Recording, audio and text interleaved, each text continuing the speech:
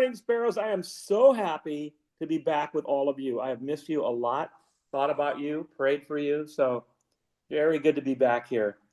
Um, hey, this past, I guess it was last week or whenever it was, spent a couple of days here in the East Bay. My brother Dave lives in Castro Valley.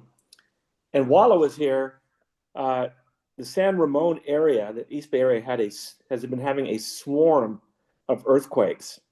And I woke up one morning at about 6:30 to an earthquake and my bed moving, followed by three other earthquakes, one at 4.2, which was a good jolt. But I thought there was only four earthquakes. Apparently, there was 34 earthquakes that had gone on over a course of a few days.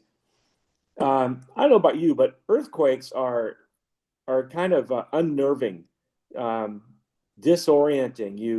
You're asleep, and all of a sudden your bed is moving, the room is moving, and you're wondering what's happening. They're a bit scary. And back in 1989, when the Bay Area had a huge earthquake, a 7.1, I'll never forget that. I mean, it was really, really frightening. And the shake went on for quite a few, I think probably about 30 seconds, the first wave. Um, so we're in California, we're in earthquake country.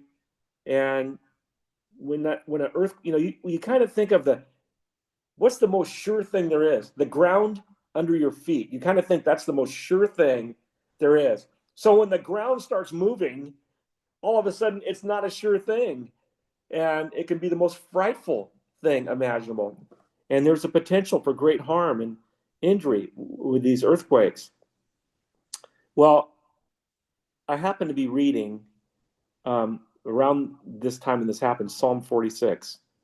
And I read this. First, I'm going to read you the first couple of lines.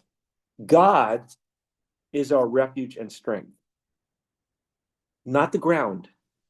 That's not our refuge and strength, not immovable ground, because earthquakes remind us, no, it's movable. God is our refuge and strength, always ready to help in times of trouble. So we will not fear when earthquakes come and the mountains crumble into the sea. But you know what? This is more than physical earthquakes. I know all of us here, if you're alive, this is true.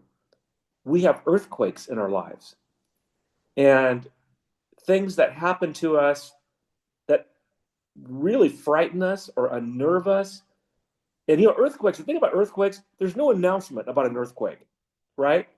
It's not like you turn on the news, hey, tomorrow morning at 6:30, there's going to be a 4.2 earthquake. Nothing like that. Completely unannounced, completely unexpected. And we have things that happen in our lives that come completely unannounced and completely unexpected. Some of them are big. It can be the death of someone we love. It can be losing a job. It can be health issues. They're earthquakes. But along with the big earthquakes, there's a lot of little minor tremors. We have those types of things. We have little minor tremors in our life.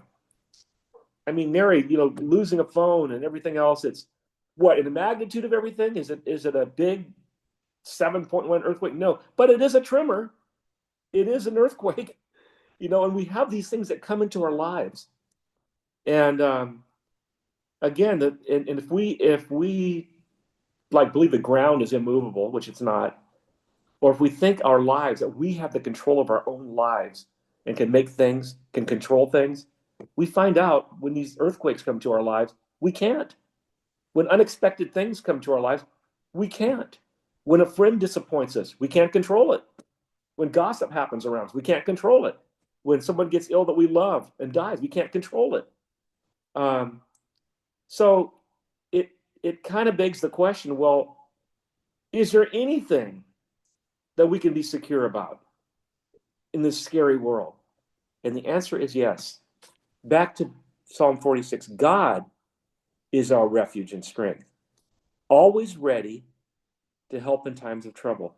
God is the solid ground under our feet that we turn to, that we lean on, that we stand on. So we will not fear when earthquakes come. So when these unexpected things happen into our lives that jolt us, they jolt us, they're scary, but we turn to the solid ground under our feet, God, and we decide, I'm not going to let fear take me over. I'm going to lean on God. But down at the bottom of the psalm, second to last line, verse 10, it says this. Here's our response in the earthquakes in our lives. Be still and know that I am God. In other words, don't go running around to try to fix it. Don't try to take things into your own hands. Be still. Know that I am God. What does that mean?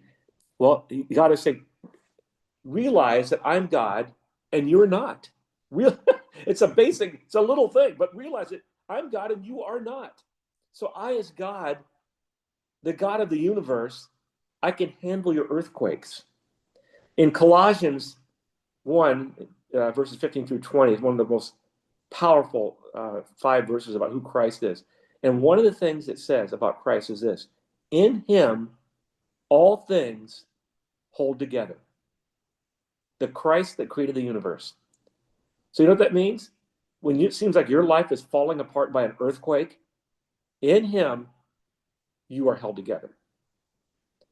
Hebrews 13:8 says Jesus Christ is the same yesterday, today, and forever.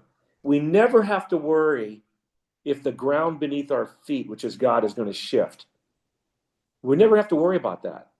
We might have to worry about the earth shifting, but not God shifting.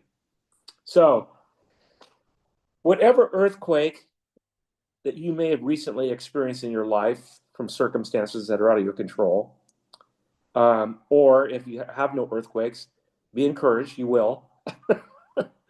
Whenever they come, just realize God is our refuge and strength, always ready to help. Be still and know that he is God. Cease striving and know that he is God. Remember, Jesus Christ is the same yesterday and forever. You can count on him. And in him, your life and my life are held together. Be encouraged. Amen.